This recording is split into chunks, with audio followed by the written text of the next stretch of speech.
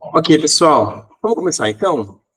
Estamos começando aí a oficina do dia 20 de junho de 2018. A gente vai fazer hoje os problemas que teríamos feito semana passada, se eu não tivesse que sair às pressas da oficina. Eu vou começar aqui já sem muita enrolação, para o probleminha D da Maratona Mineira. Vocês conseguiram fazer esse problema? Fizeram? É universitária. Eu passei isso. Aí você passou. Aí vocês conseguiram fazer e passar, né? Tá. Eu tenho certeza que não era grande. Não é o jeito melhor. Passei certo, você vê, igual. Tá. Eu vou mostrar a minha solução da área para vocês. Eu não sei se ela é exatamente muito boa, mas eu acho ela, assim, suficientemente elegante e passa, então tá tudo bem. Vamos começar aqui pelo problema D, do Adedanha. Basicamente assim, você tem o Alan, e aí ele está jogando um jogo com N amigos. Os amigos são numerados de 1 a N-1, e ele está na posição 0 do círculo. Aí, cada um dos amigos dele lança um número, e ele quer saber qual que é o número que ele tem que lançar, né? Ele tem, assim, uma habilidade de, uma fração de segundos, lançar o número depois dos amigos dele, né? De modo a saber, a fazer aí com que a soma dos números de que cada um lançou, né, a soma dos números que cada um lançou, faça com que o amigo que ele escolher seja o que vai carpir o lote, lavar louça, sei lá o quê. Acho que é capinar seu lote, né? Então, por exemplo, aqui, né, se ele quer que o amigo D seja o que vai capinar o lote, e os amigos B, C e D lançam 1, 3 e 2, ele tem que lançar 1, porque daí fica 7, e 7 mod 4 é 3, certo? Então é o amigo D, o amigo na posição 3 do círculo, que vai capinar o lote. Beleza? Questão bastante simples, né? Você tem que imprimir isso para todos os amigos do círculo, inclusive para o próprio Alan. Então, para todo número de 0 a n-1, você tem que imprimir qual é o número que o Alan tem que lançar para garantir que aquela pessoa vá capinar o lote, né? Então, é bem simples o problema, quer dizer, eu tenho aqui que fazer uma pessoa ir capinar o lote. Eu quero descobrir qual é a quantia X. Que eu tenho que lançar, que o Alan tem que lançar, para que X mais S, onde S é a soma de todos os dedos que já foram lançados, seja igual a I, módulo N. Certo? Então, você tem que descobrir o valor de X, é só isolar aqui X. Então, X é I menos S, claro, não na aritmética usual, e sim na aritmética módulo N. Beleza? Sem segredos, é só ler os inteiros, calcular a soma, fazer I menos S módulo N. Lembrando que em aritmética modular, quando a gente implementa isso em C, você nunca pode fazer A menos B mod N, né? Isso não dá o resíduo módulo N, que é A menos B.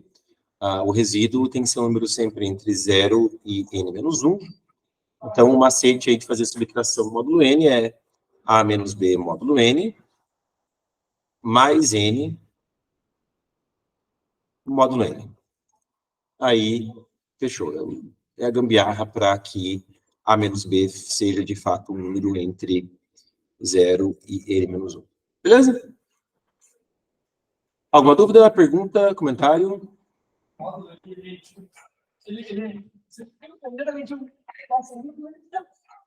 eu fazer isso, eu vou fazer A menos B mais N módulo N. Todos os três. Pode funcionar, mas pode não. A menos B mais n, imagina que o a menos b deu um número muito negativo. Tudo bem? A ponto de que mais n ele continue muito negativo. Sei lá, podia o n ser 5, legal? E o a ser 30, e 30 não, menos 30, e o b 2, certo? Então, menos 30 mais 2 vai dar menos 28, ainda que eu some com 5, isso aqui vai continuar negativo, então não adianta. Por isso, o a menos b mod n, e aí, se isso der negativo, você soma com n, vira positivo. O problema é que se já era positivo, você estragou a resposta que estava certa, por isso que você tira o módulo de volta. Beleza? Tem mais gente bacana na campanha aqui. Mais alguém tem alguma dúvida, comentário? Esse tipo de problema com isso, eu estava implantando o jogo da Cobrinha, eu queria fazer a Cobrinha voltar com os bits na tela. Ah, ok. E só tirar o resto da divisão. Como é que é? Resto. Tem um nome para isso. Tem um nome para isso, é verdade. Não é o resto euclidiano, né? Não é o resto de divisão euclidiana, como a gente gostaria que fosse, né? Beleza, gente, eu não vou estender mais aqui, se ninguém tem dúvidas, né? O problema é realmente bastante simples. A gente vai implementar de uma vez. Então,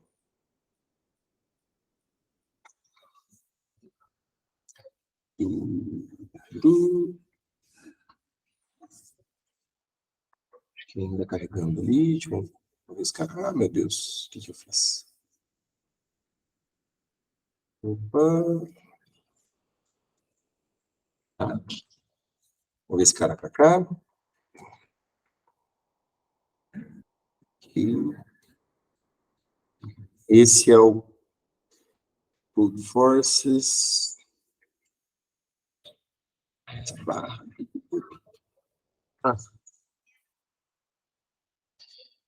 F446227D. Então, eu vou lá começar lendo o inteiro N, que é a quantidade de amigos.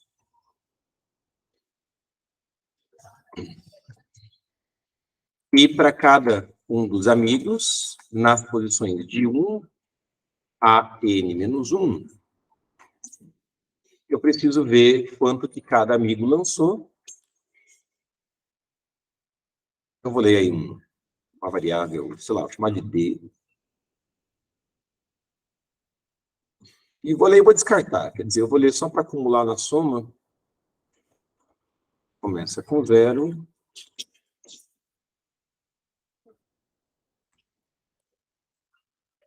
Acumula aí sobre a soma.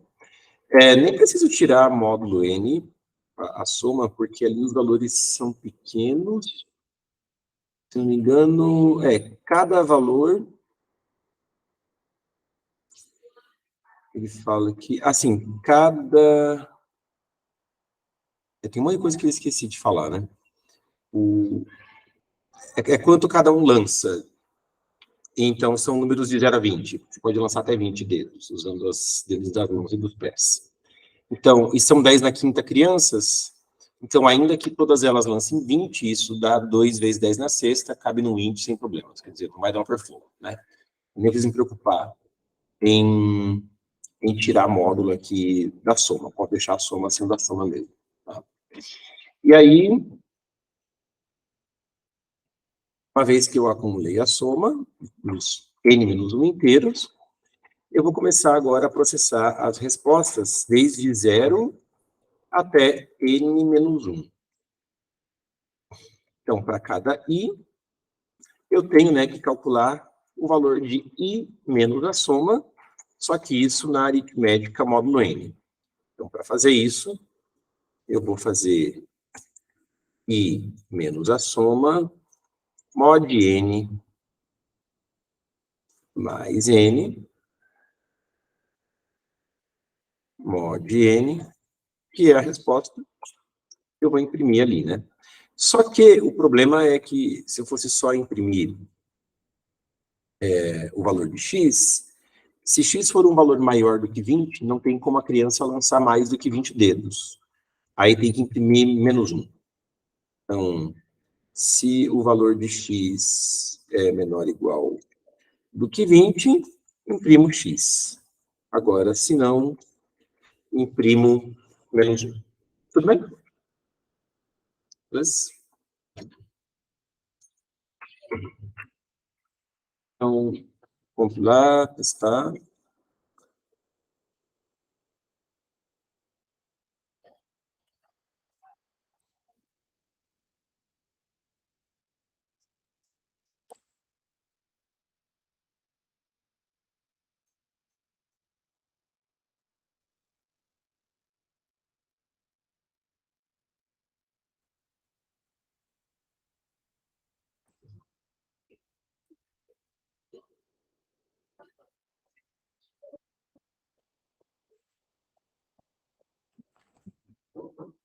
Pois é. Isso que dá o cara colocar lá include bits std++.h num código super simples que não usa nada do C++, praticamente nada da STL, e aí o tempo de compilação é demorado porque o cara incluiu a STL inteira no cabeçalho, né? Então, às vezes, uma coisa legal a se fazer esse tipo de problema é você colocar um include stdio mesmo, para a compilação ser mais rápida, para não ficar esperando tanto tempo de compilação, né? Deixa eu pegar umas entradas aí, lá na descrição do problema.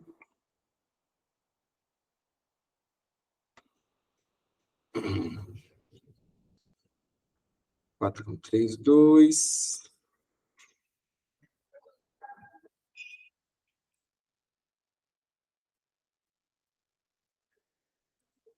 Dois, 3, 0, 1, que é a resposta. 3, 5, 20 é a próxima.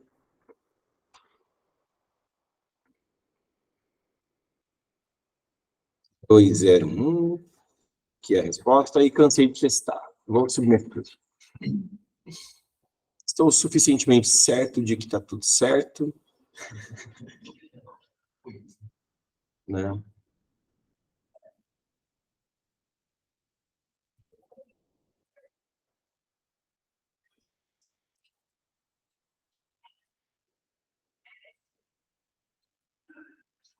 E passou. Ok? Aqui já diz passou ali. Ok, passou. Vamos fazer agora, pessoal, o próximo problema, então. Né? Um probleminha bem interessante. Assim, meio que ridiculamente simples, no sentido de, puxa vida, a tarefa que ele está pedindo não parece nenhuma coisa de outro mundo, mas, puxa vida, não sei como resolver. Se você aí não conhece o mínimo de estruturas de dados, você pode se deparar com uma tarefa super simples como essa e não saber como abordar. Tá? A ideia é a seguinte, você tem a área que tem a lista de inimigos dela, né? Tipo a Cersei, o Walder Frey, o The Mountain, Merry Trent, né? Todo mundo aí que viu Game of Thrones viu como ela foi executando a vingança dela a cada temporada, né? Acho que era uma das coisas mais legais de acompanhar na série. E aí, então, aqui na descrição do problema, os inimigos dela são números. Então, ela tem N inimigos originalmente, então, 3 inimigos, tudo bem? Aqui no exemplo, 3 inimigos. E a segunda linha contém os inteiros que identificam os inimigos. Então, ela tem aí os inimigos 3, 8 e 2. Né? É a lista das pessoas que ela quer poder matar aí em algum momento. Mas acontece que, às vezes, as pessoas, elas já morrem por outros fatores, né? Sei lá, em Game of Thrones, muita gente morre de jeitos muito engraçados, então ela não precisa matar uma pessoa que já foi morta por uma outra pessoa. Então, a gente tem algumas operações aí, né? Um número Q de operações, aqui no nosso exemplo Q igual a 6, e cada operação pode ser do tipo IPE, que significa insira a pessoa P depois do inimigo E na lista. Então, se ela começa aí com uma lista 3, 8, 2...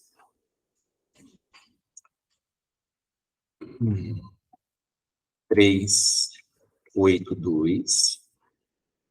E você está pedindo para inserir uma pessoa, a pessoa 9, depois da pessoa 8 na lista. Então, você tem que chegar aqui e colocar a pessoa 9, depois da pessoa 2 na lista. Tudo bem? Evidentemente, daí, quando você olha para esse tipo de operação, inserir elementos entre dois elementos de uma lista de números, é claro que a estrutura de dados que mais borbulha na nossa cabeça, né, a estrutura de dados que mais grita na nossa cabeça, é a estrutura de lista encadeada, certo? Esse é o tipo de operação que a gente gosta muito de fazer com lista encadeada, porque se eu fizesse isso num vetor, num array, a gente teria o problema de toda vez que vai inserir um elemento lá na posição, por exemplo, 5 do array, sendo que tem 1 milhão de posições depois, você vai ter que deslocar todas as 1 milhão de posições para a direita para poder inserir o elemento que você quer na posição 5, e a gente não quer fazer isso. Né? Então, com a lista encadeada, a gente consegue só costurar ali a lista no lugarzinho que a gente quiser e inserir o elemento que a gente precisa inserir. Né? Então, entre o 8 e o 2, precisava inserir um cara, insere 9 e tá tudo bem. Beleza?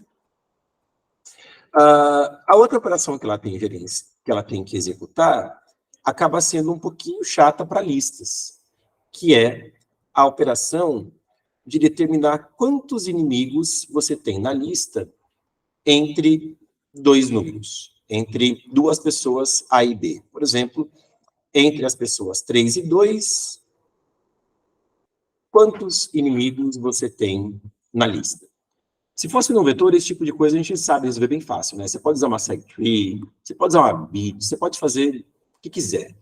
O problema é que lista encadeada não é uma estrutura lá muito legal para você gerenciar esse tipo de coisa, né? Para você conseguir gerenciar aí esse tipo de informação que permita responder eficientemente a query. É claro que se eu quisesse, para cada consulta entre duas pessoas, aqui no exemplo, né, 3 e 2, eu quisesse ir navegando pessoa por pessoa na lista, para poder descobrir quantos inimigos, né, quantos valores eu tenho na lista entre aquelas duas posições, isso seria linear, potencialmente linear no número de elementos da lista, e a gente sabe aqui, né, que o tamanho da lista pode ser bastante grande. Ele pode ser da ordem aí de 5 vezes 10 na quarta, e o pior é que a gente pode ter muitas operações de inserção, que vão inserindo elementos na lista, né? Então, das 5 vezes 10 na quarta operações que tem para processar, sei lá, se o número linearmente proporcional a elas for de inserção, a gente pode acabar aí com um número de cerca de 10 na quinta elementos na lista, né? Dessa ordem de grandeza de elementos na lista. E se você tem que responder cerca de 5 vezes 10 na quarta consultas, ou um número linearmente proporcional a 5 vezes 10 na quarta consultas, e algumas delas, né, muitas dessas consultas, vão ter uma complexidade de operação, aí o número de operações que vão ser realizadas vai ser proporcional a 10 na quinta, você vai acabar aí com um número de operações da ordem de grandeza de 10 na nona para ser executado, e isso não vai passar no tempo limite do problema, que é um segundo, né? Não passa de jeito nenhum.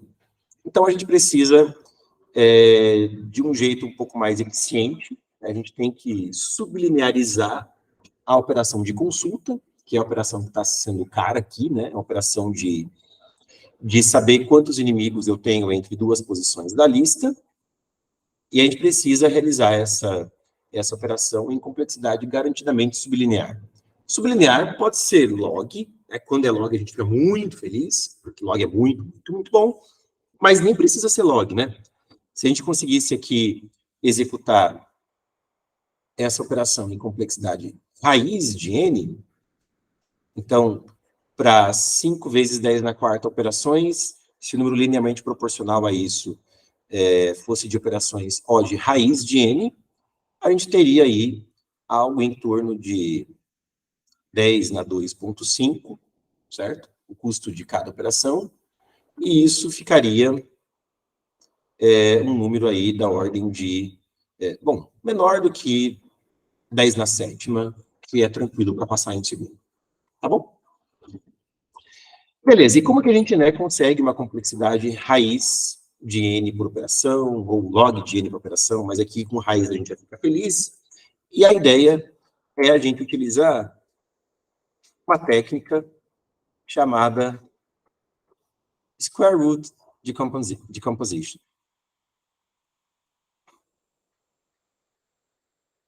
Que a gente... É uma ideia super simples, na verdade, não tem muita coisa para entender sobre ela, exceto que significa você pegar uma estrutura linear, que pode ser um vetor, classicamente é um vetor, geralmente a gente usa square root decomposition em vetores, em arrays, mas é uma técnica tão versátil que aqui, nesse problema, a gente vai usar sobre uma lista encadeada, e está tudo bem. Qualquer estrutura que você tenha encadeamento linear, você pode aplicar o square root decomposition, e a ideia é você dividir a tua estrutura em blocos que tenham tamanho, cada um deles tem um tamanho da ordem raiz do tamanho total n da tua estrutura.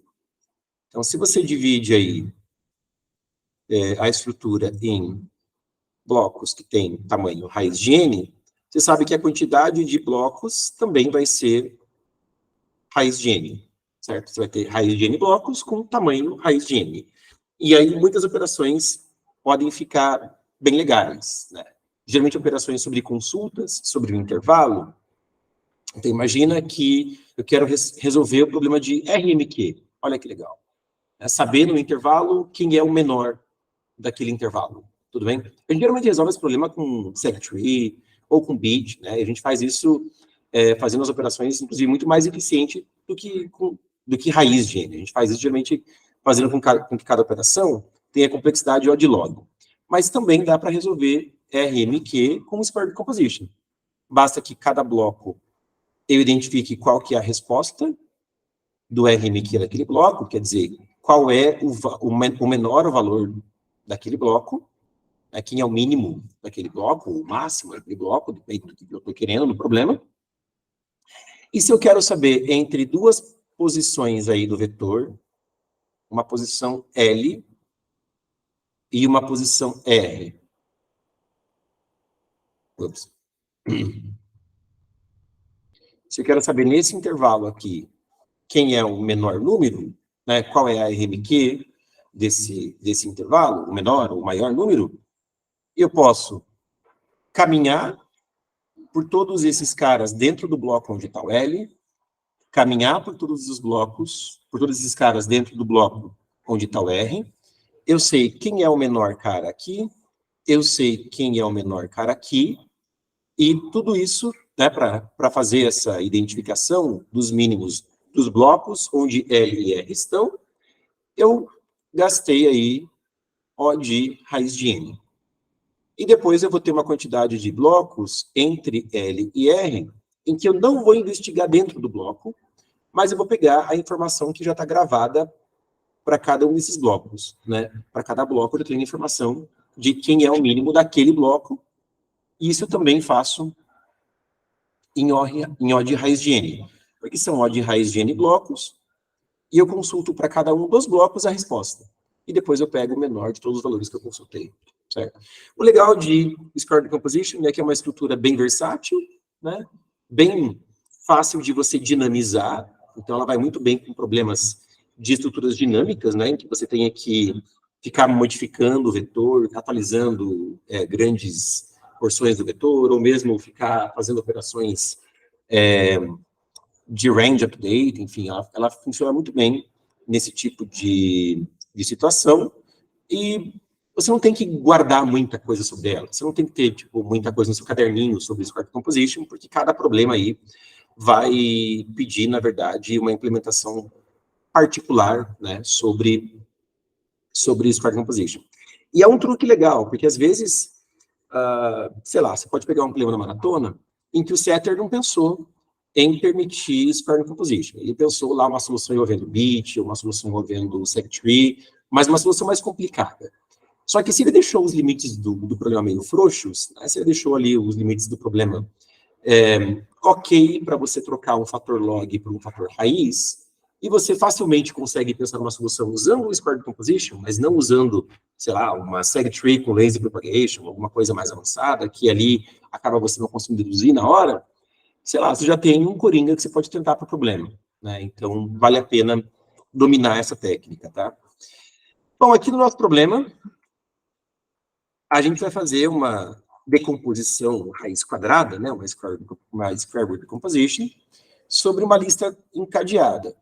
Então, os blocos vão ter tamanho raiz de n, e vão ter aí, cada bloco vai ter uma parte da lista, certo?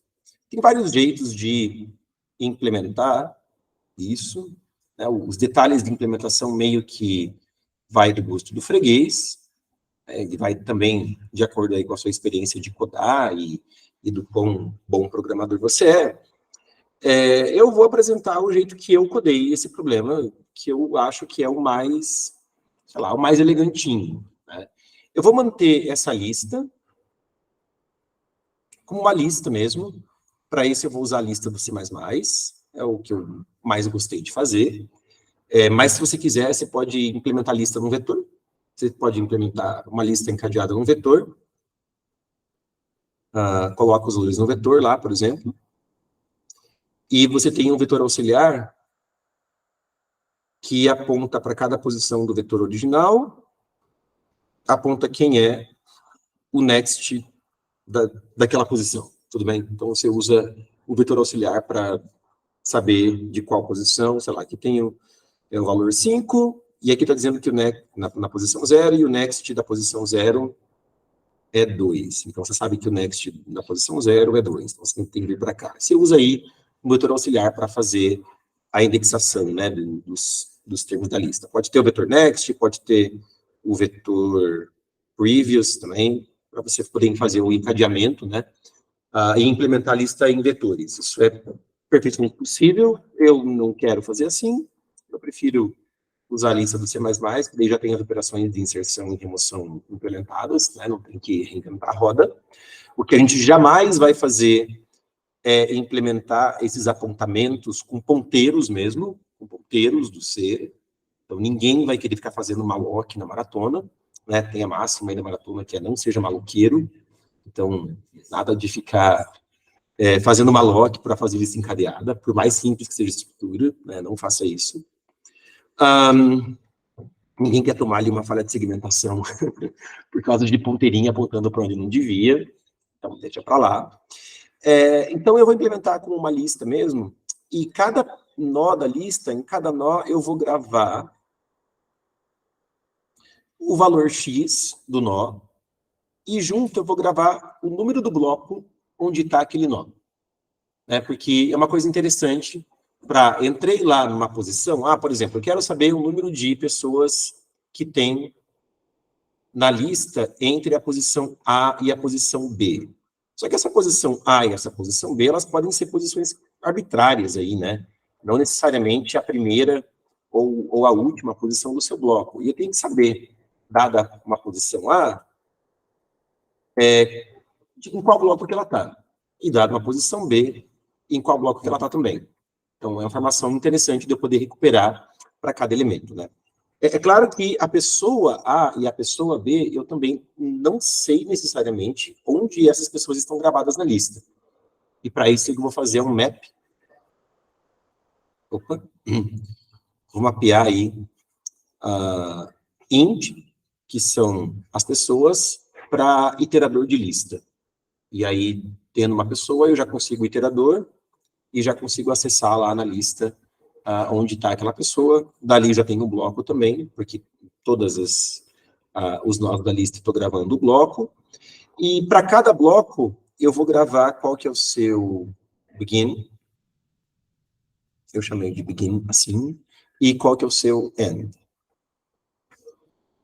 Eu vou chamar de begin sem o E, porque begin com E é uma palavra muito forte no C++, assim como end normal, né? End sem 2Ds, é muito forte, então eu costumo usar begin e end desse jeito aqui, tá?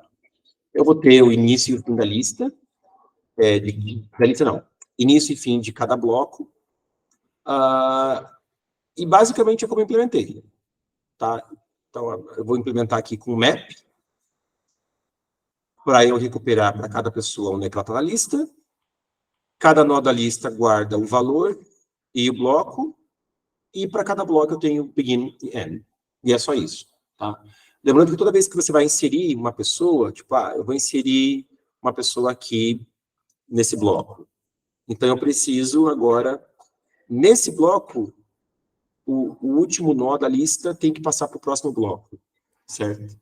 Então, tem que ficar fazendo essas operações de passar os fins dos blocos para os próximos, e vou dizer para todos os blocos. Por isso que é importante saber recuperar, né, quem que é o último nó de cada bloco, assim como o primeiro também, né, porque daí o primeiro do próximo bloco já não vai mais ser o primeiro, então você tem que poder gerenciar essas informações bem. Beleza? Dúvidas, perguntas sobre como eu optei por implementar? Comentários? Alguém acha que implementou com alguma estratégia melhor de implementação? Alguma coisa diferente aí que vocês fizeram? O Thiago fez mais ou menos assim, né? Pelo que você me contou. Fiz exatamente isso, só que do jeito mais complicado. Tá, do jeito mais complicado. Você usou o map para poder pegar os iteradores? Eu usei map, só que ele não passou. Eu usei o order map e passou. Usou o Unorder. Tá bom. Mais alguém? Porque map vai ter um custo log para recuperar, mas isso é só por query. Por query eu vou usar uma única operação log para recuperar os apontadores e depois não vou mais usar nada log, né? Então, beleza. Vou fazer o seguinte. Como eu vou desenhar bastante enquanto eu vou implementar, eu vou pegar o código aqui, tentar deixar o código... Acho que vou deixar o código onde está. É muito ruim, vocês conseguem enxergar bem? Talvez eu apagar uma luz vai ficar melhor. Porque à medida que eu faço as operações, fazer o desenho do lado, sabe? Esse tipo de estruturas de dados que você vai implementar, às vezes é legal você implementar desenhando, né? Então, esse é o bcrowd 1852. 52 não, 56.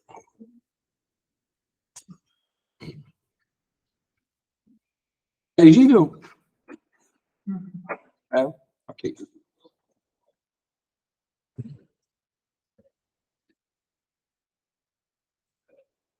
O pessoal que está online quer perguntar alguma coisa? Quer esclarecer alguma dúvida? Não? Tudo certo? Beleza. Eu vou deixar aqui a lousa e vamos rodar. Como é uma estrutura de dados que a chance de eu fazer besteira é meio grande, apresentando, eu trouxe minha palhinha aqui do lado para não fazer besteira. Então, eu vou começar com as coisas que eu preciso, tá? Eu vou ter...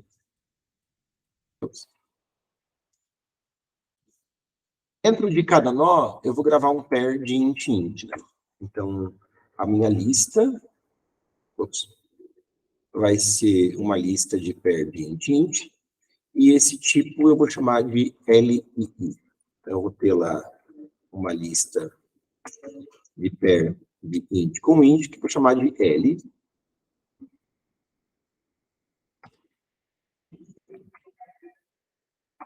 Além disso, eu vou ter um map,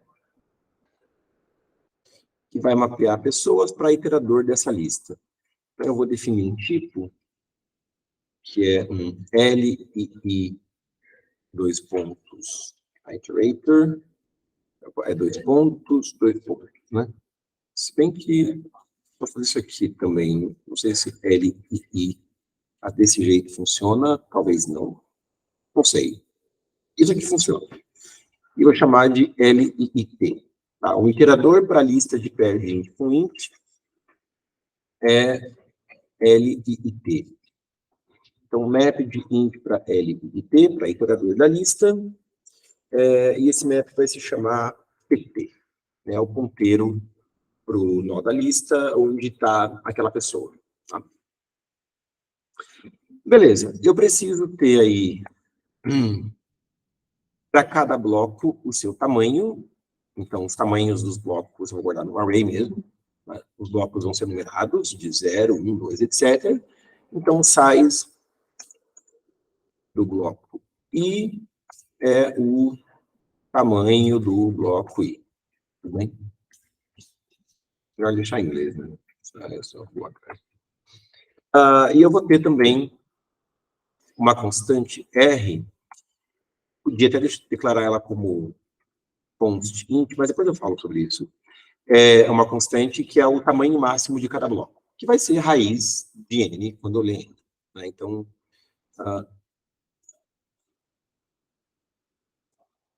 tamanho máximo de cada bloco. Each block. Obrigado.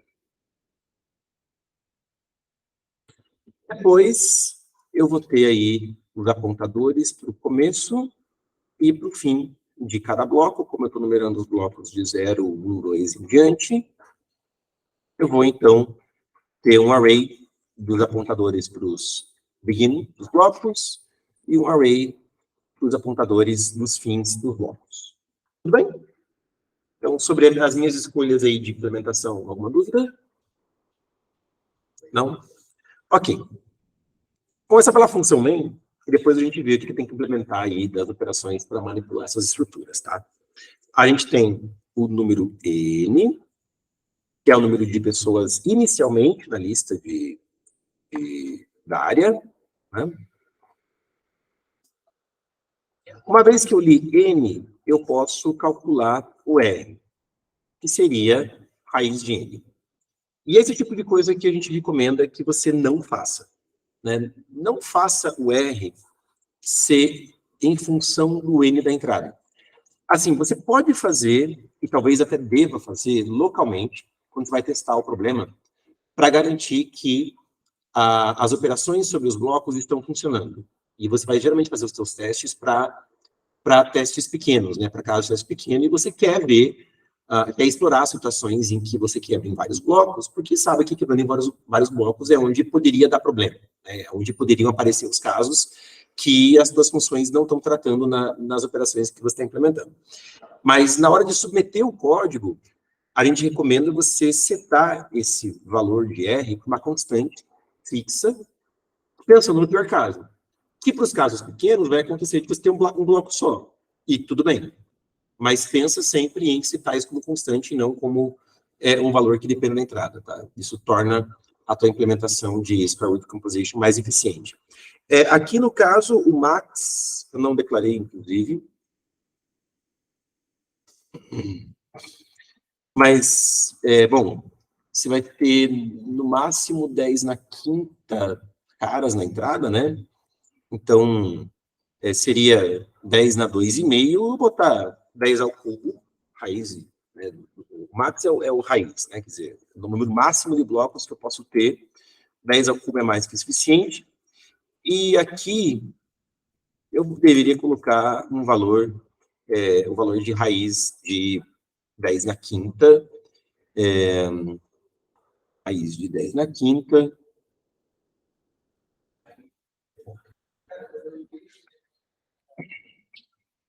$316. Vou colocar lá 316. É o tamanho máximo de cada bloco. Tudo bem? Beleza. Aí eu vou começar a ler a entrada, né? E eu vou usar esse N que eu li só para ler a entrada mesmo, porque ele nem vai representar o número de pessoas total que eu tenho, uma vez que mais pessoas vão ser adicionadas à lista, né? Toda vez que eu quiser pegar um número de pessoas que de fato estão na lista, eu vou olhar para o L.size, que vai ser sempre o valor atualizado do número de pessoas que estão na lista, e não esse N. Então, esse N só serve mesmo para ler a entrada. Então, eu vou fazer um while N-, para ler a entrada. E aqui eu tenho, então, a pessoa X, que eu vou ler da entrada. O que eu tenho que fazer com essa pessoa X? Eu preciso pegar e inserir a lista, no fim da lista, então a gente coloca L, N, né? Você tem que passar o iterador na frente do qual você quer inserir o elemento que você quer inserir na lista. Então, L insert L.N, eu vou colocar aqui o X, e eu tenho que criar um pair do X junto com o bloco onde ele está. E qual é o bloco que ele está? É uma informação que eu tenho que guardar. Então, eu começo no bloco 0, coloco aqui o bloco B, mas à medida que eu vou colocando as pessoas na minha lista e eu vou enchendo os blocos, eu tenho que mudar de bloco, né? Então, toda vez aqui, antes de inserir a pessoa na lista, eu preciso verificar se o tamanho do bloco que eu estou já não atingiu a constante R. Se já atingiu a constante R, eu preciso mudar de bloco. Tudo bem? E cada vez que eu insiro alguém na lista, eu tenho que aumentar, incrementar o tamanho daquele bloco. Beleza?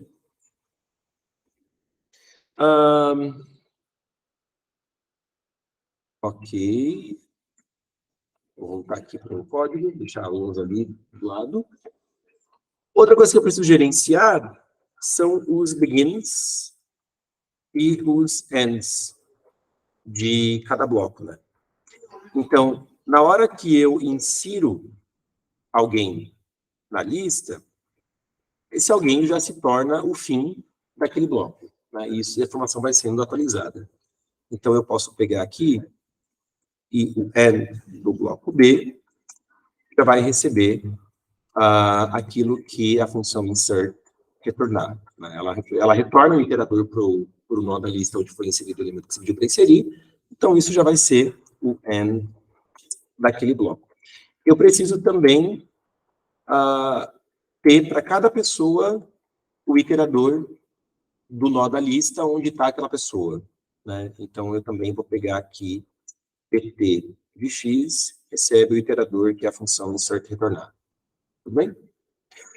Então, os ends já estão gerenciados, né? Quer dizer, das minhas estruturas aqui, eu já tenho os ends certinho, eu já tenho size certinho, pt, l, r, só não tem o begin.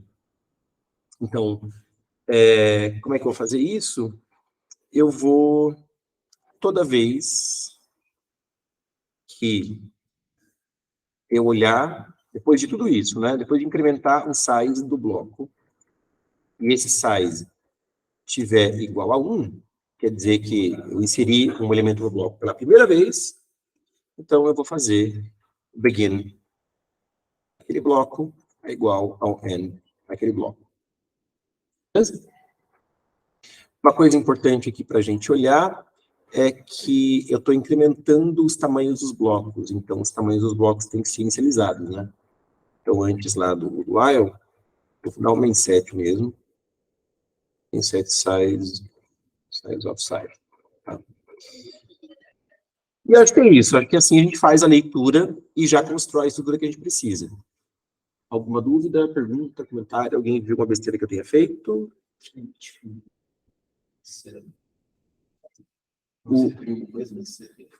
O I é per jeans. Eu inicializei aqui em cima, né? É verdade. Então, está criando um pair com os valores X e B. Tudo bem? Mais alguma coisa? Não? Ok. Agora a gente pode processar as operações, né? Então, vamos ler o valor de Q e vamos ver as operações que tem para processar. Eu vou começar lendo o caractere que identifica a operação. Vou dar um switch no caractere.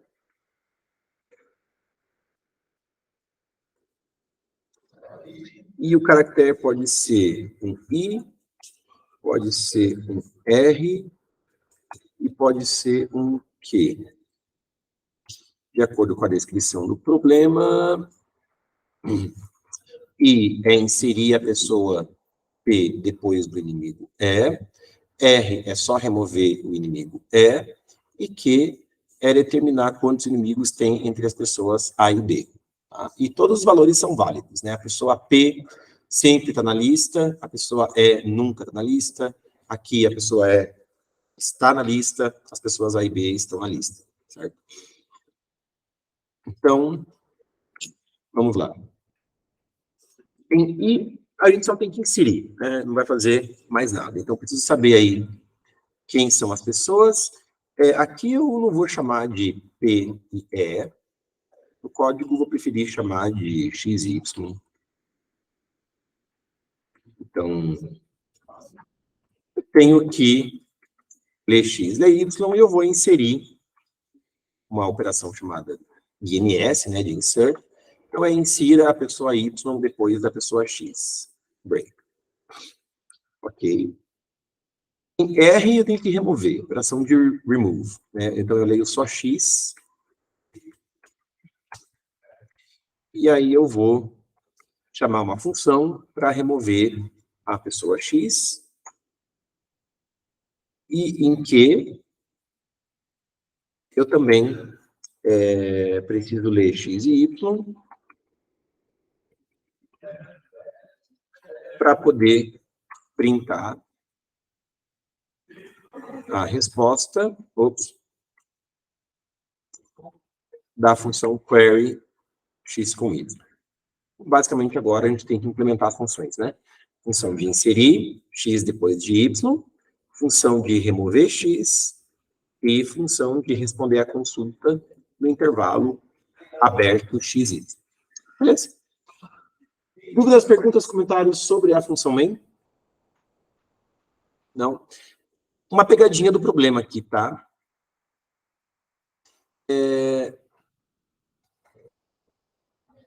Ele garante que A e B estão na lista, na operação de query, mas ele não garante que A é menor que B. Então, tem que tomar cuidado quando lê enunciado de problema, porque ele poderia ser sacana, né? E acho que ele não é tão sacana, porque se eu não me engano, ó, no exemplo... Confirmado que é. Pode estar invertido. Mas ele, pelo menos, na entrada, colocou ali um Q91, né? Então, na entrada, no exemplo, no samples, ele deu ali um exemplo de uma query invertida, então, tá tudo bem. Não está se comprometendo que A é menor que B, e até no sample mostrou ali um caso de uma consulta em que o A era maior que B. Então, tomar cuidado com esse tipo de coisa, tá? Mas vamos fazer operação por operação. Vou começar aqui a fazer a operação de inserção. Vamos lá.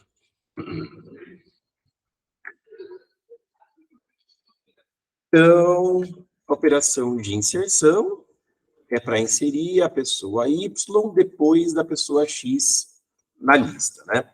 Então, eu vou pegar... não, eu acho que é o contrário. Eu falei o contrário. É para inserir a pessoa X depois da pessoa Y, né? X é o primeiro cara que eu leio, Y é o segundo, então... sim. Y depois de X. Y depois de X. Mas no meu código... Professor, aqui... Diga. É que a ordem que os negócios estão ali no comando é T mesmo. Só ali dentro do intervalo. Tá. Tudo bem. Tá, ok, obrigado. Eu tava fazendo o X e o Y aqui dentro do parênteses, mas não. Tá. P é o meu X, E é meu Y. É para inserir X depois de Y. Tá bom? Sim. Obrigado, Thiago. É que aqui no intervalo ele trocou o P e me confundi aqui. Você precisa com função invertida. Você fez a função invertida? Tá bom. Mas tem os samples, né? Quer dizer, insira 9 depois da 8. Né? E 9 não estava na lista antes. Então, na dúvida, vai para os samples. Então, insira X depois de Y. Então, eu tenho que encontrar onde está o Y no começo de conversa, né? E onde está o Y, eu pego lá do meu map. Então, peguei lá do map, descobri onde na lista está o Y, e já sei, inclusive, em que bloco que ele está, porque é o second do P, certo? Eu guardei dentro do nó o valor de Y com o bloco onde ele está, então B é o bloco onde ele se encontra. Tudo bem? Aí o que eu vou fazer é simplesmente inserir, depois da posição P da lista, o elemento X no mesmo bloco, certo? Então, inicialmente eu faço isso, insiro, depois do Y, o elemento X no mesmo bloco, e inclusive, né, lembrando que toda operação de inserção eu tenho que gravar o iterador onde eu inseri o elemento X. Tem que lembrar que o elemento X foi inserido naquele lugar. É claro que agora a gente pode ter um monte de inconsistências, né? Porque eu posso ter extrapolado o tamanho do bloco. Então, eu posso ter extrapolado o tamanho do bloco, eu posso ter uma situação, por exemplo, em que o Y era o último do seu bloco. Isso é outra coisa que eu tenho que gerenciar. Porque se Y era o último do seu bloco, ele não é mais. Quem tem que ser o último do seu bloco é o X. Tudo bem? Então, e essa é uma coisa que eu tenho que gerenciar antes mesmo de verificar se o bloco extrapolou o tamanho. Quer dizer, deixa aquele bloco íntegro no sentido de que o begin dele é o begin mesmo, o end dele é o end mesmo, o X está dentro do bloco, o X está reconhecendo que está dentro do bloco, aí eu posso agora começar a pensar em consertar os tamanhos, certo? E pensar em consertar os tamanhos, eu vou fazer o seguinte, eu vou fazer isso dentro, né, vou verificar se o tamanho do bloco B era R. Porque se era R, eu inseri um cara a mais, não é mais R. Tudo bem? Então, se era R, eu preciso consertar esse bloco, né? Deixa eu botar aqui a lousa para poder desenhar se eu sentir necessidade. Então, veja, eu tenho lá o begin e o end do bloco.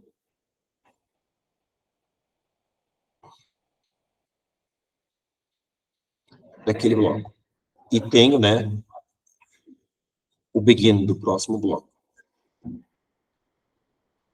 Então, esse aqui é o begin do B, esse é o end do B, esse é o begin do B mais 1, e etc.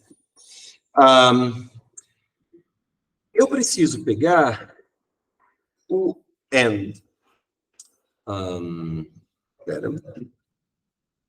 Acessar o end desse bloco, que é o último cara que está nesse bloco, lá dentro está gravado o bloco onde ele está, certo? Na segunda posição. Esse valor está errado. Esse valor, que era B, não pode mais ser B. Esse valor tem que passar a ser B mais 1, porque esse nó vai passar para o próximo bloco. É a primeira coisa que eu vou fazer. Então, eu vou acessar o cara que está no fim desse bloco, vou pegar a informação que é o bloco onde ele está, e essa informação, no momento, ela é igual a B, eu vou pegar essa informação, esse número inteiro, e incrementar.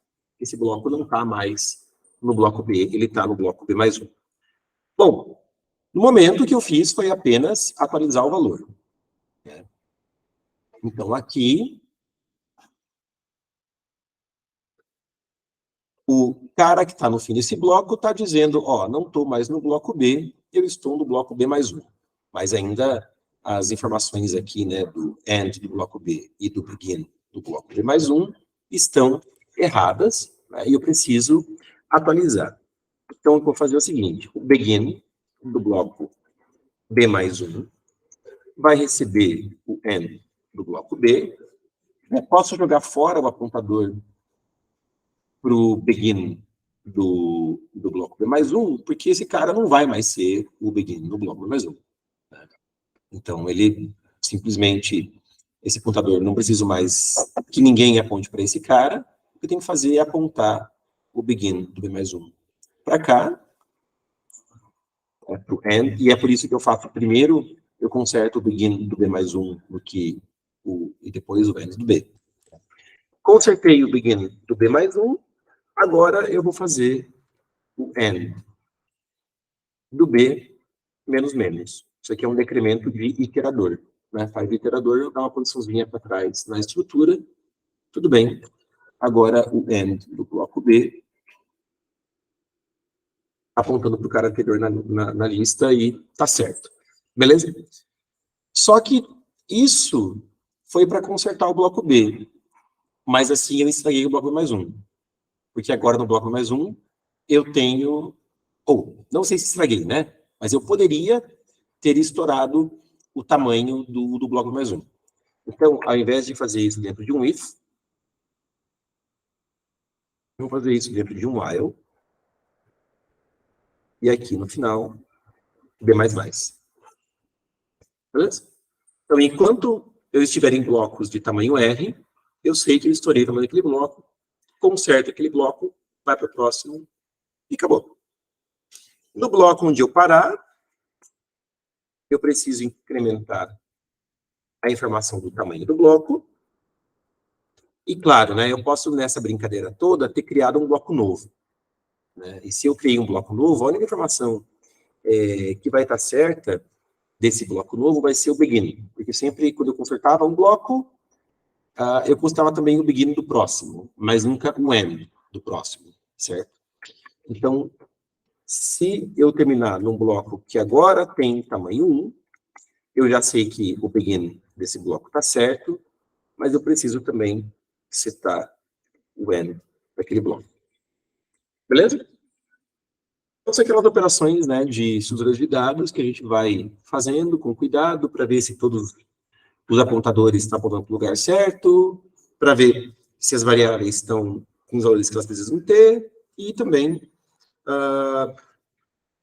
sempre, preferencialmente, desenhando aí um rascunho minimamente organizado, preferência muito mais organizado do que esse, para poder aí fazer as operações sem se perder, tá bom? E é claro, né, se você cometer um erro, debugar isso aqui vai ser um inferno. Bem-vindo à programação com estrutura de dados.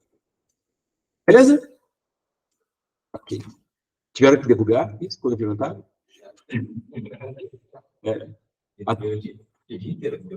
O dia inteiro debugando, olha só. Pois é. Pois é.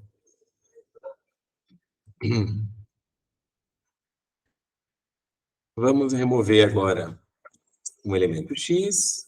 Por isso que eu vim para a oficina com a colinha.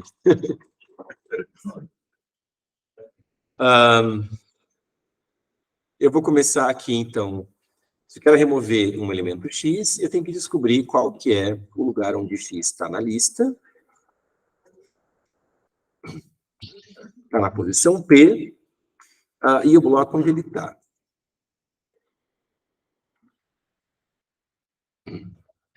Aí, vamos lá, né? Tem os casos que eu vou tratar logo de cara, que acontece quando o elemento X, né, ele também é o begin do seu bloco, ou quando ele é o end do seu bloco, enfim. Tem os dois casos para tratar. Se ele é o begin do seu bloco, ele não é mais. Então, eu tenho que fazer esse iterador, o begin do bloco, andar uma posição para frente. Tudo bem? Então, o begin vai uma posição para frente. Do mesmo jeito, se o B é o end do seu bloco, eu tenho que decrementar o end do bloco.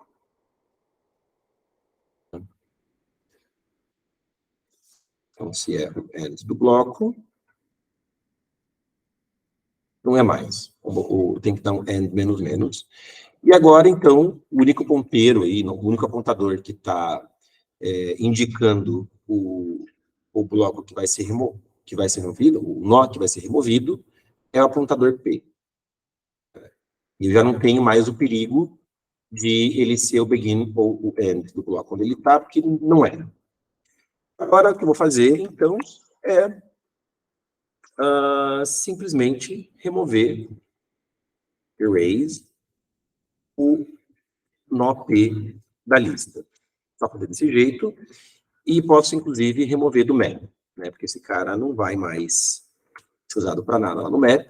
Não vou deixar o map ficar crescendo um monte e só atrapalhando a complexidade das operações, né? Então, removo do map também. Mas agora, isso pode ter estragado um pouco as coisas, né? Porque ele foi removido do bloco onde ele estava, e isso pode ter reduzido o tamanho do bloco. Reduzir o tamanho do bloco não é exatamente um problema, se esse bloco é o último. Mas se esse bloco não é o último bloco, quer dizer, se o tamanho do bloco, do próximo bloco é maior que 0, então eu tenho que passar o cara que está no begin do bloco B mais 1, o cara que é o begin do bloco mais 1 tem que virar o end do bloco B. Eu tenho que fazer essa operação, e isso vai reduzir o tamanho do próximo bloco, então eu tenho que botar isso no while para ir consertando todos os raízes de N blocos para frente, né? Então, enquanto o tamanho do próximo bloco é maior que 0, eu tenho que trazer lá o cara do próximo bloco, o primeiro cara do próximo bloco, para o bloco atual. Então, vou fazer isso com o begin do bloco B mais 1. Tem que acessar esse cara aqui. Ele está dizendo que ele pertence ao bloco B mais 1. Só que essa informação está errada, ele não pertence mais ao bloco B mais 1. Então, eu tenho que pegar, acessar essa informação e decrementar. Porque esse cara agora tem que saber que ele pertence ao bloco B. Então, esse cara pertence ao bloco B. Uma vez feito isso, eu vou pegar o apontador do bloco B mais 1 e vou incrementar, né? O apontador do bloco B mais 1 não pode mais apontar para esse bloco, ele tem que apontar para o próximo. Tudo bem? Então, begin B mais 1, incrementa. E eu preciso também fazer com que o end do bloco atual, que está apontando para o último nó desse bloco, pare de apontar para esse cara e aponte para o begin, para o antigo begin do próximo bloco. É só também apontar uma posição para frente na lista. Então, é só fazer um N, B, mais. Beleza? E faço um B++, né, para poder rodar o while. No bloco que eu parar, eu vou decrementar o tamanho daquele bloco, certo? Então, no bloco que eu parar, decremento o tamanho. Assim como no anterior, no bloco onde eu parar, onde eu parei, eu incrementei. Tá? E aqui não tem problema de eu parar no bloco de tamanho 0 e o tamanho ficar negativo, porque a condição do while é justamente se o próximo bloco tinha tamanho maior que 0. Né? Então, quando eu chegar nesse próximo bloco, ele vai estar com um tamanho desatualizado, eu decremento, mas não vai ficar negativo. Dúvida, pergunta, por enquanto, aí das duas operações? Inserção e remoção? É chatinho, né? Mas tem que fazer com cuidado. Não tem muita estratégia de implementar essas coisas. Então, eu não sei aí se meu código está ficando à altura da expectativa da higiene que vocês que tinham já feito o problema tinham em relação ao que vocês veriam hoje. Tá? O código de vocês ficou muito mais feio que isso? Ficou um pouco. Não, ficou muito. Muito mais feio? Tá. Thaís e Bernardo chegaram a comentar isso? Não. Tá bom. Bom, vamos aí fazer a query, saber quantos caras eu tenho entre os elementos x e y, e saber isso exclusive, né? Eu não posso contar o x e não posso contar o y. Né? Então, eu vou fazer o seguinte, eu vou começar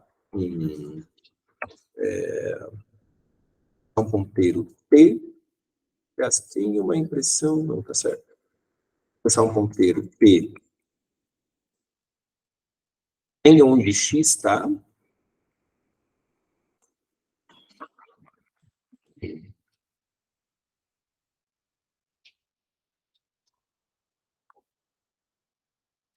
E a ideia é ir incrementando esse ponteiro até esse ponteiro chegar na posição onde o y está. Só que à medida que eu sair do bloco onde o x está, eu não vou percorrer nó por nó nos blocos intermediários, eu vou só pegar a informação dos tamanhos, né, os sizes dos blocos intermediários, até chegar no bloco onde o y está. Na hora que eu chegar no bloco onde o y está, aí sim eu continuo andando com esse ponteirinho P até encontrar o y. Tudo bem? Essa é a ideia, né? E vou fazer a conta de quantos caras eu visitei. Não tem muito segredo, então vamos descobrir o bloco onde o x está. Isso vai ser aí o bloco B. Vou pegar também o bloco onde o y está, que eu chamei ele de PY no desenho. E, certo? E vou pegar aqui também o bloco onde o y está, que vai ser o by.second. E a minha resposta eu vou acumular numa variável de resposta, que começa valendo 0.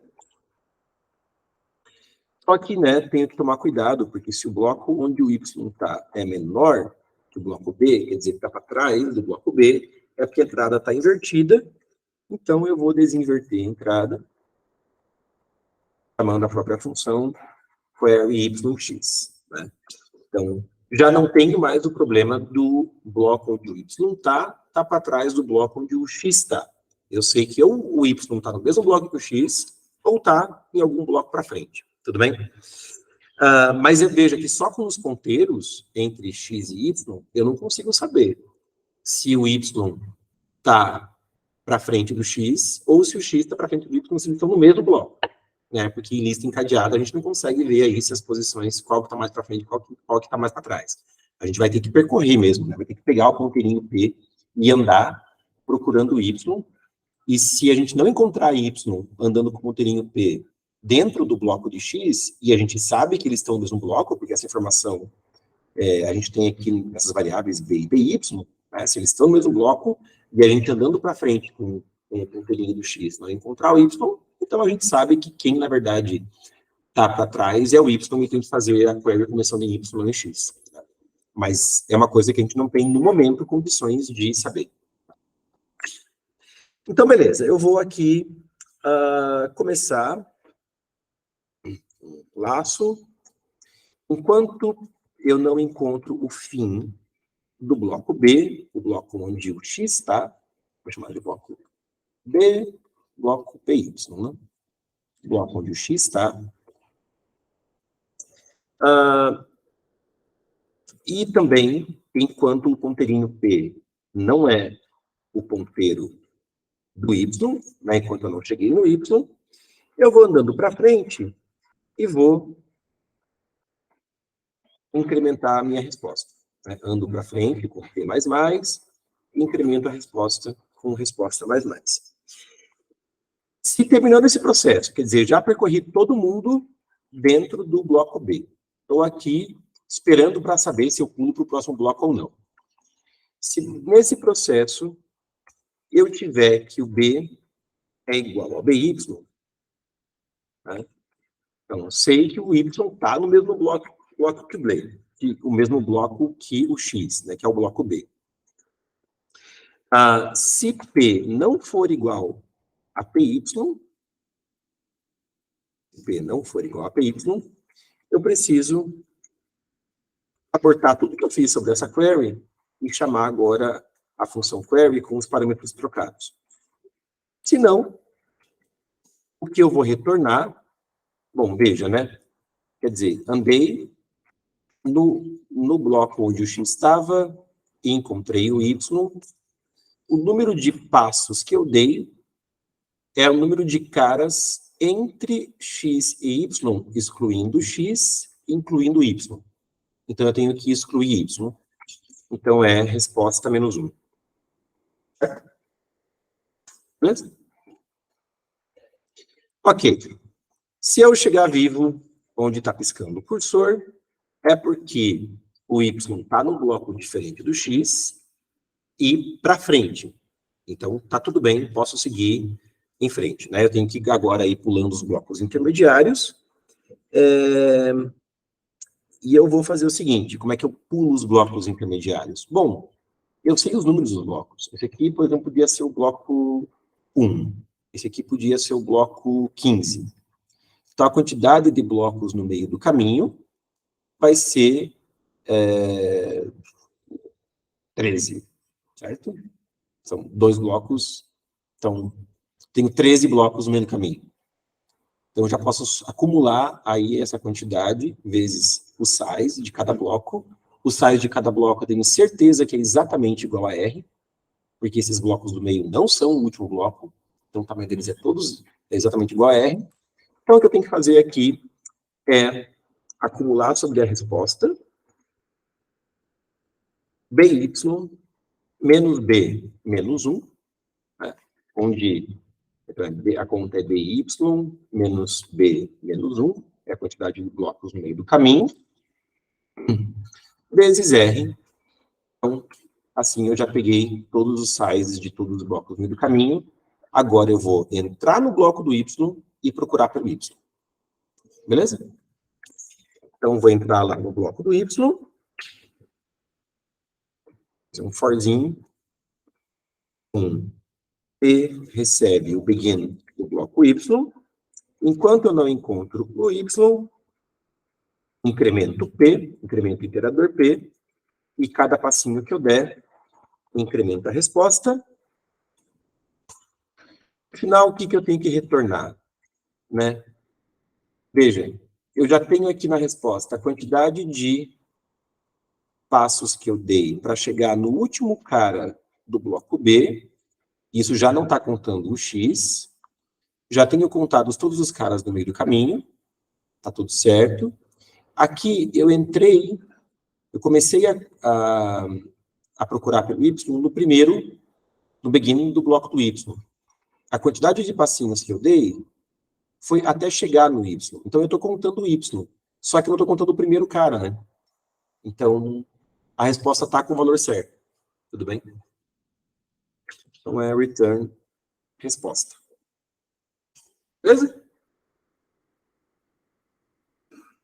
Aí, a solução do problema. Acho que não me esqueci de nada. Acho que eu não colei errado. Alguém ficou com uma dúvida? Não.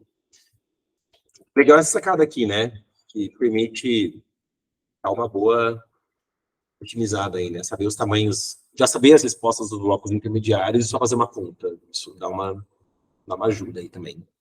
Né? Deixar o código um pouco mais eficiente.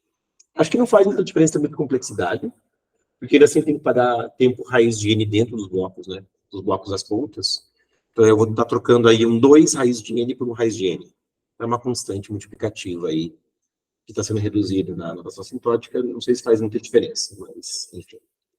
É inútil percorrer os blocos do meio somando os sizes se eu sei os sizes deles, né? De qualquer forma. Tá? Vou compilar e testar. Alguém tem alguma dúvida, pessoal? Comentário sobre o código? Não? Pessoal que está online, será que tem alguém online ainda? William e Claudinei estão aí ainda? Com dúvida? Tudo tranquilo? Nenhuma? Beleza.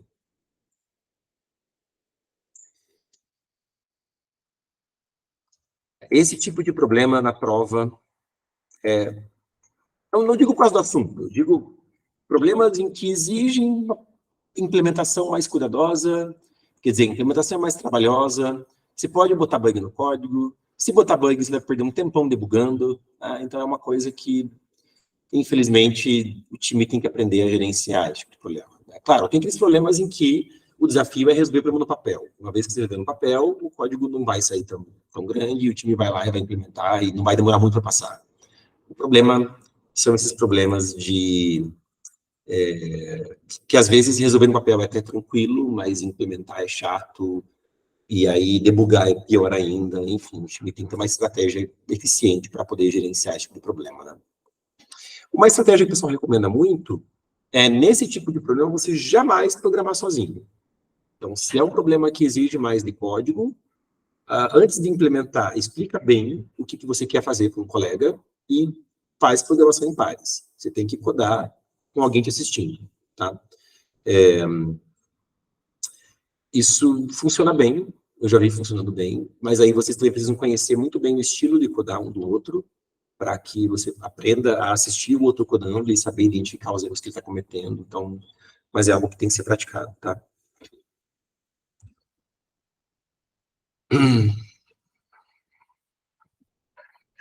Compilação demorada, como sempre. Deve ser dos scanf, né? Um problema que tem casos de queries lá. Deixa eu botar o use result. Use result.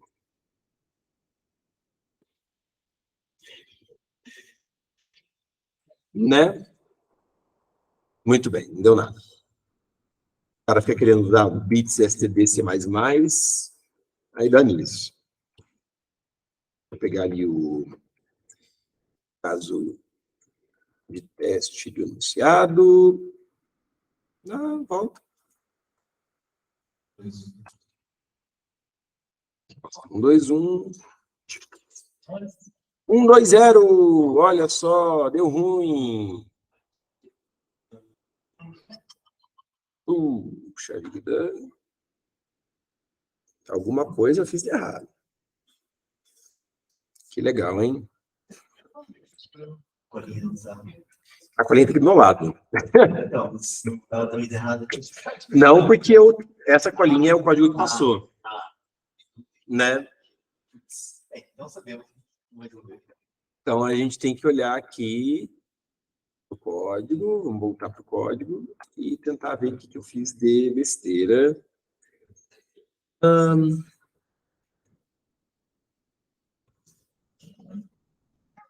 Deve ser na query. Produto 1.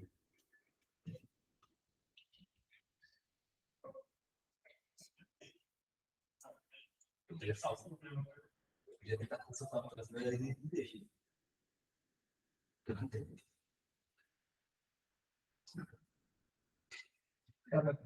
Sei lá, hein? Peraí.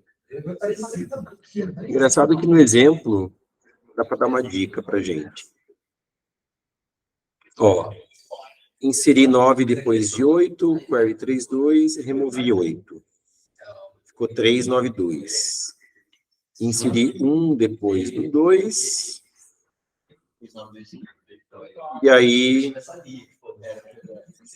era para dar 1, porque ficaria 9, 2, 1. Né? Mas o 9 foi inserido depois do 3, do 8, né? Então ficou 3, 9, 2, 1. 3, 9, 2, 1. E eu estou fazendo a query aqui 9, 1.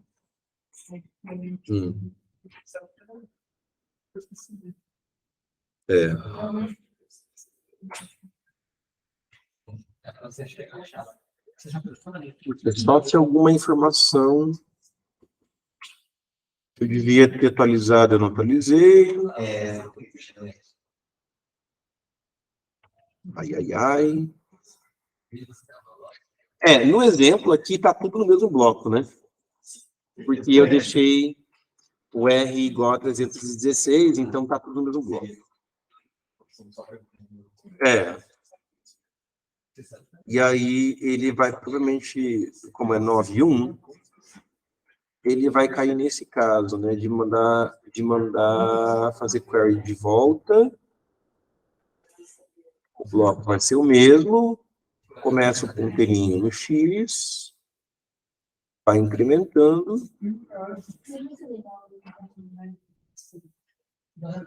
E deveria, a não ser que não tenha removido,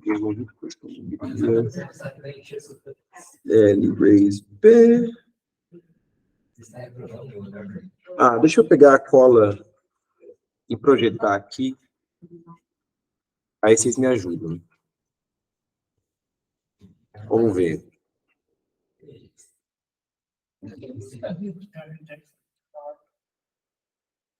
Então,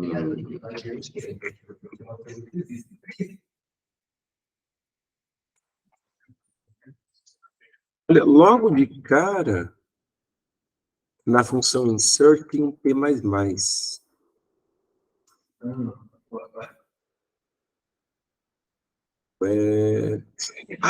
Sim! Claro. É para inserir o Y depois do X. É que no caso de lista, a gente passa o iterador atrás do qual a gente quer inserir. Tanto é verdade, que lá quando eu estava construindo a lista, se vocês devem lembrar, a gente passava o AND na lista para inserir um novo nó, né? AND nunca é um iterador válido, é sempre um iterador onde passando o fim do container, certo? Então, é sempre atrás do iterador onde você quer inserir. E aqui na função de inserção, a gente tem que inserir não atrás do X, não atrás do Y, a gente tem que inserir,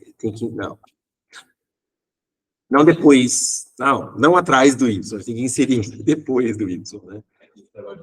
Então, você precisa pegar o lugar onde está o Y, o iterador onde está o Y, e incrementar. Né? Aí é esse iterador, esse lugar, que pode ser o fim da lista, inclusive, que pode ser o end da lista, né? Pode não ter mais ninguém lá, depois do Y na lista, e não tem nenhum problema, porque daí vai ter o efeito de L.L, e dá na mesma, tá? No caso de o Y ser o último da lista. E é isso.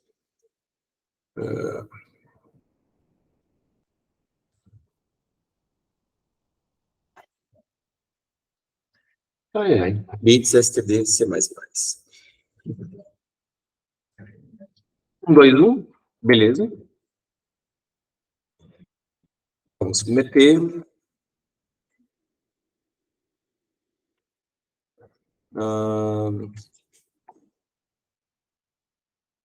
Achei a parte da crowd para submissão, né? Eu tinha aberto só o HTML do problema para ficar maior.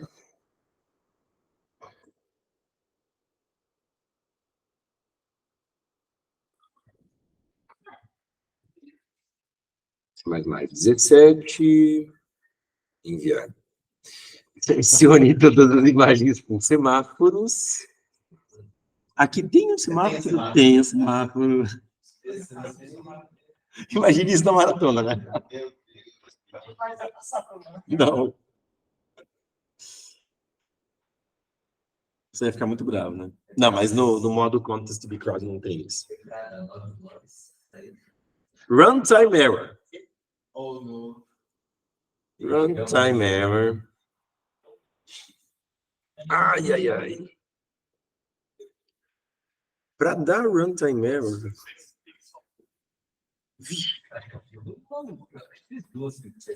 Uma coisa que eu já vi aqui.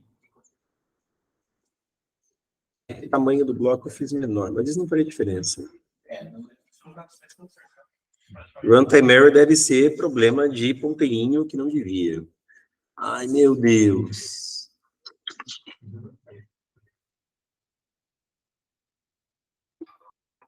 Né? Vamos lá. Debugar com gabarito é muito fácil, né? Debugar com um código que você sabe que está correto. É covardia, né?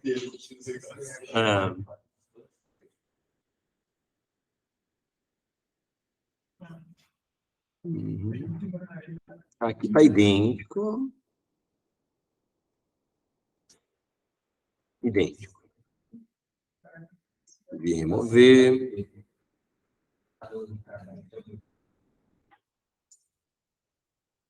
A pessoa tem a capacidade de copiar o código e copiar errado. Isso é muito legal. Acredito que todo mundo que já copiou o código do caderninho e deu errado, mesmo assim, deve entender, né? É copiar o código e copiar errado.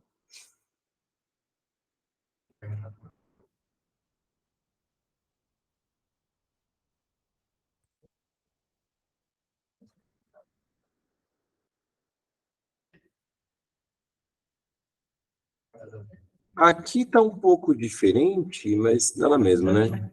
Se P igual a PY, torna a resposta menos 1, senão retorna certo.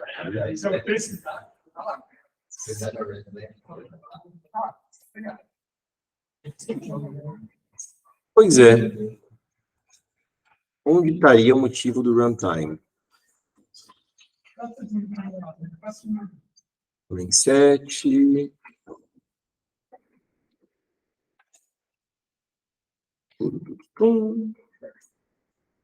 Meio chato. Aqui é só o switch, né? Ai, ai, ai. Então, o código tem algum problema. Eu vou fazer o seguinte, eu vou já deixar vocês começarem o treino. O pessoal que está aqui online pode continuar na sala, já pode começar o treino. E enquanto isso eu vou descobrir qual que é o erro e já chamo vocês de volta para avisar, tá bom? Então, até lá, pessoal.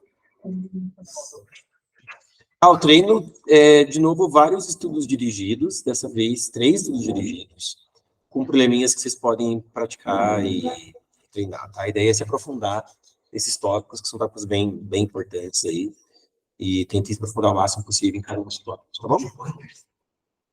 T-pointers, tem um bem para iniciantes, todo mundo que está começando no clube de programação deveria ver essa página aqui do Good Forces, How to Read Problem Statements, porque tem vários exemplos de problemas, e é legal você ver o exemplo, ver aqui,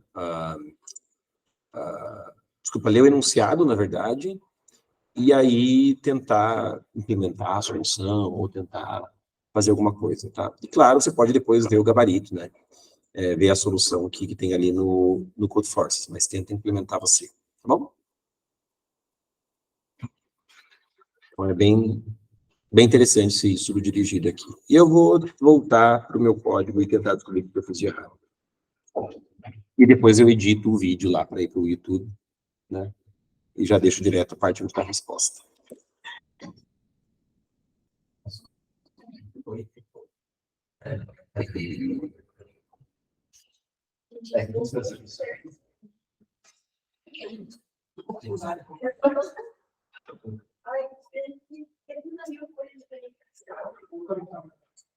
Final de semestre, né? Aí você tem mais trabalho de banco, terminar. Não.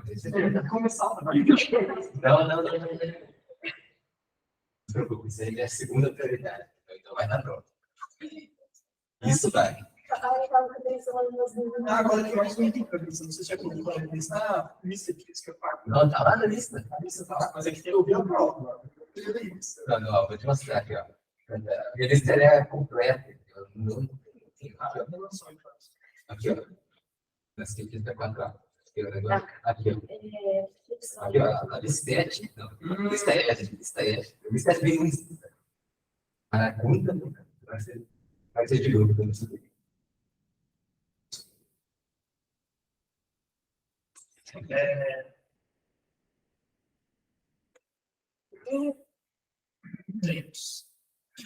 Quem está perguntando sobre o T-pointer?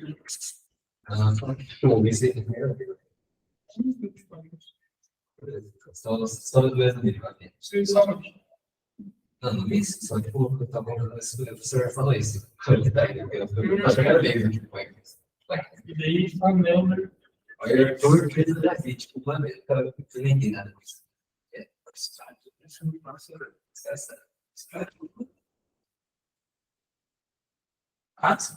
Foi uma number. Tá. Vai. Não, tem que ouvir que isso.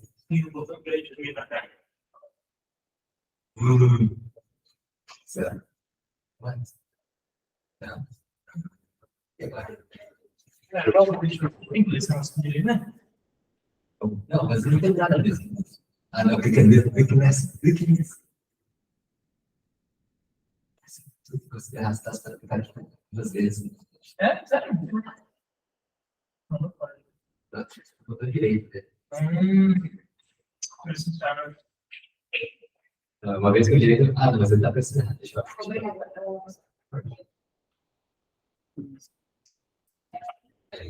Merge numbers. Meu Deus. Olha o design. Cara, aqui tem pelo menos 5 de uniforme no número diferentes. Bem, você... eu te mandei umas mensagens hoje. Eu vi agora.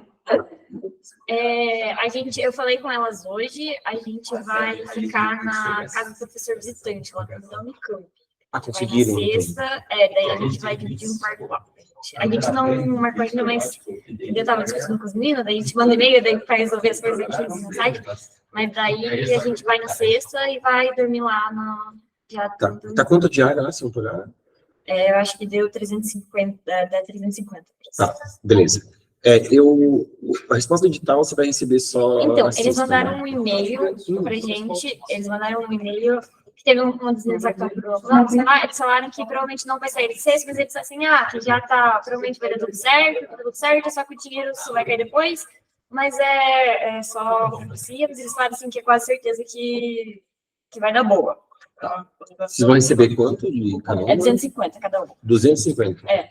E a passagem de vocês é... A passagem vai dar R$150, a passagem de ônibus. E daí volta? E daí, é 150 cada um. Tá, R$300 mais 350 do Airbnb. 150 para as 3, né? Daí... Tá, entendi. Tá. E vocês vão receber 250 cada um. Uhum. Então, é R$100 por pessoa a passagem de ônibus e ainda mais volta. É isso. Não. O gasto por pessoa da passagem de ônibus é R$100. Não, no total vai dar 300. Não, no total vai dar R$300 por pessoa passar de ônibus. Por pessoa. 150 por pessoa. Tá. E daí o lugar que a gente vai ficar é 350 para as 3. Isso. Tá, tudo bem. Não, beleza. Eu tentei com o departamento para ver um recurso complementar, só que o departamento se prontificou a ajudar, só que tem um problema de que para registrar a diária que eles dariam para vocês, o sistema não permite que vocês já vão receber dinheiro digital. Ele não pode ter, tipo, 2 fontes, entendeu? Aí, isso é a resposta do Marcelo, vai receber agora à tarde, inclusive. Então, eu queria saber certinho os valores, né, que vocês vão ter que gastar, porque daí a gente vai fazer uma vaquinha com os professores, para poder dar uma ajuda. Então, eu falei com as meninas e elas estão ok com esses valores pra gente... Não, mesmo assim, porque é louvável vocês estarem indo, assim, os professores estão orgulhosos de vocês, e a gente vai gostar muito. Até a Leísa me mandou mensagem, eu nem sabia que ela tinha, porque eu fiz aula online com ela, nunca falei com a Leísa, assim. E daí ela mandou mensagem no Discord, assim, fiquei sabendo que você vai e tal. Eles vão querer ajudar. Então, se eu puder passar para mim ali pode ser no Telegram mesmo, o número do teu Pix, por exemplo, eu mando todo mundo depositar direto para você, né? Você divide com as meninas lá, que o pessoal depositar para vocês comerem uma pizza lá, tá bom? Eles vão fazer pizza party depois do vai ter a pizza party, né? É verdade, legal. Então, beleza, obrigado. E daí o livro que você falou aqui, ó. O 3 está aí, e o 4 tá com a gente. Tá com vocês já? Já tá, tudo bem, perfeito. É mais uma fonte de consulta lá, né? Então, fique à vontade, tá bom? Obrigado.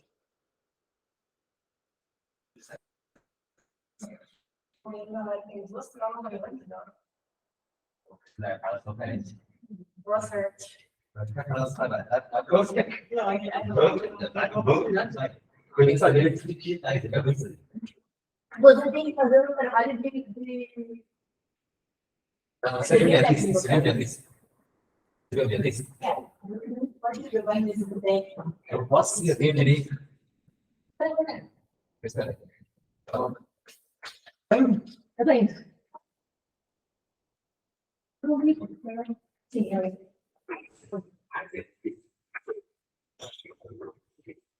É rápido, eu sei isso.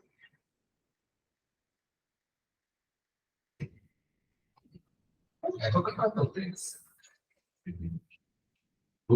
Cara, os gigas.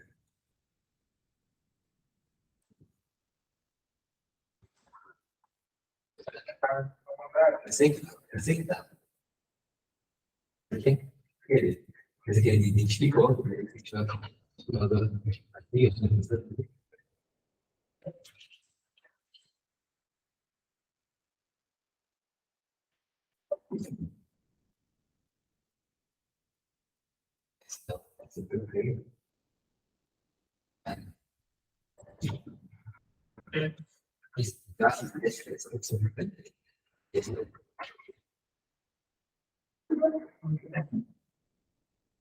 BGS, base interativa.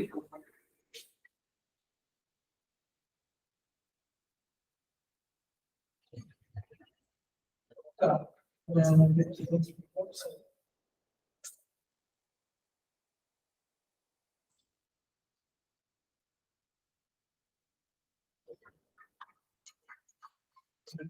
No nosso livro lá, practice.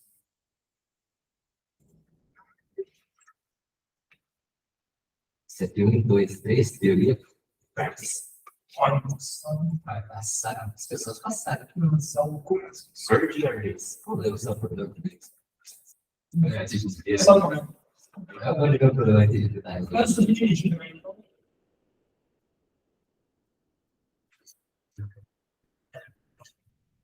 Tem que escrever se você tem que entender, certo?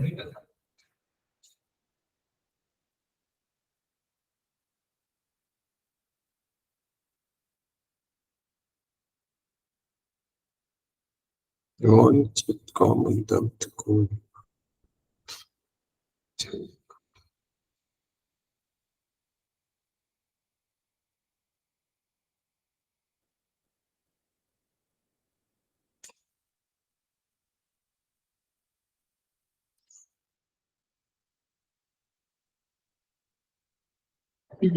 Isso não é tipo literal, certo? Wait, tá. Peraí.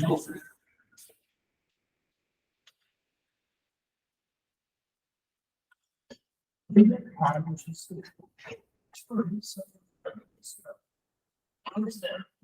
Sorry, you're right.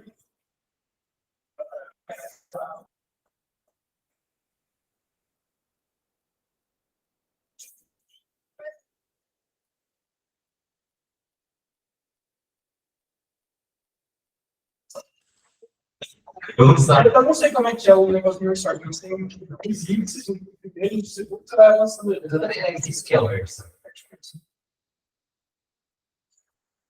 Não, é o primeiro restart. Simplesmente fazer isso, não é isso. Eu estou muito pensando, tipo, eu não sei o que esse tipo, eu tenho a impressão que é algo assim. Talvez seja exatamente isso.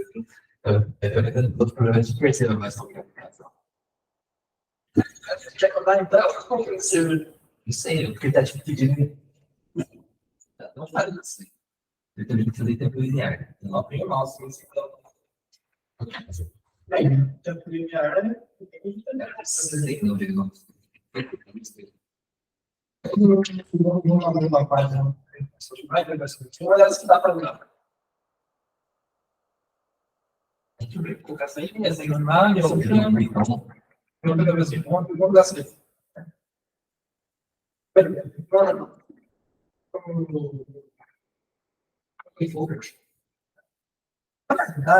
Vamos criar um. Vamos criar um.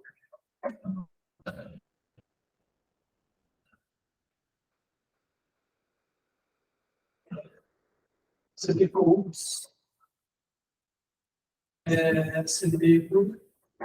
CD Group. Quais técnicas de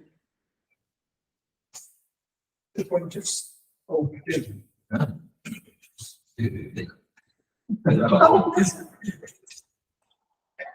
daí sai na mão. Mas é complementar, mas tem que entrar no objetário.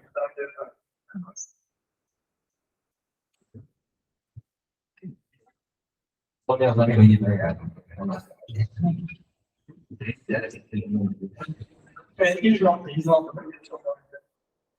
E joga.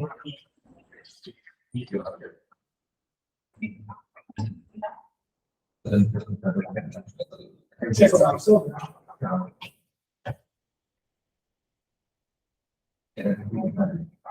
Olha, acontece aqui também, qual é o próximo?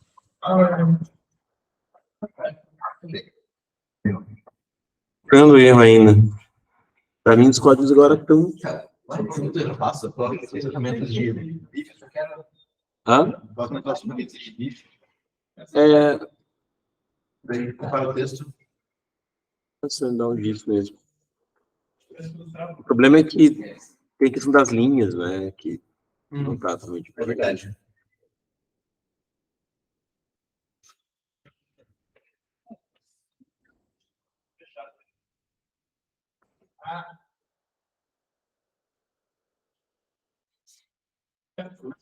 Esse negócio de aberto. Não, é isso. Nossa, achei. Tá aqui o erro. Olha a cagada. Begin do bloco Y. Mas begin não é o bloco Y, é o bloco BY.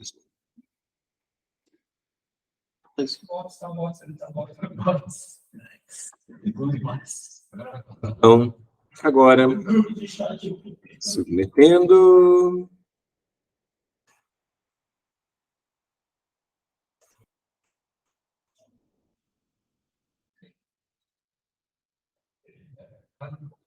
Nossa, esse tipo de erro você não acha nunca, né? Não, você acha printando, debugando, printando. É o jeito. Passou. Mas, pessoal que está online, eu vou deixar a sala aberta, tá? Vocês podem perguntar coisas, a hora que quiserem também. Interagir aqui com a gente como quiserem, tá bom?